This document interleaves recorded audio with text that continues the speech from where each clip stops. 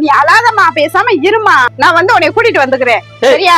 ஏப்ல கத்துறா? என்னங்க, நேத்து வந்து பொண்டாட்டி பேச்ச கேட்டுக்கிட்டு எங்க அண்ணன் எங்க அம்மாவுக்கு சோறே ஊத்த மாட்டேன்றான். முடியாம கிடந்தா கூட என்ன ஏதுன்னு கேட்க மாட்டேங்குதான். நீ போய் பொம்பளை பிள்ளை வீட்டுல இருந்து பாரு, இல்லன்னா ஏதாவது ஆசிரமத்துல சேர்த்து விடுறேன்னு சொல்றானா. சின்ன பிள்ளைல இருந்து எவ்வளவு கஷ்டப்பட்டு எங்களை வளர்த்திருப்பாங்க, கொஞ்ச நாள் நினைச்சு பார்த்து பேசுதா?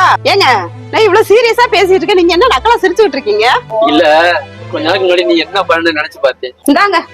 அம்மா, இந்த சோறு வேணாம்ப்பா, ஆத்து கஞ்சா சுட சுட கொண்டு வாப்பா, இந்த தண்ணியும் சூடு பண்ணி கொண்டு வாப்பா, மாத்திரம் பண்ணுங்கப்பா. உங்களுக்கு தண்ணி சூடு பண்ணி குடுக்கறதுக்கு, சுடு கஞ்சி வச்சு குடுக்கறதுக்கு, இப்படி 3 வேளையை வடிச்சு கொட்டுறது தானே என்னை கட்டிட்டு வந்திருக்கீங்க? என்ன இதான் எனக்கு வேலை? முடியாத கேட்டா வந்து செஞ்சு கொடுத்தா தேஞ்சா போற.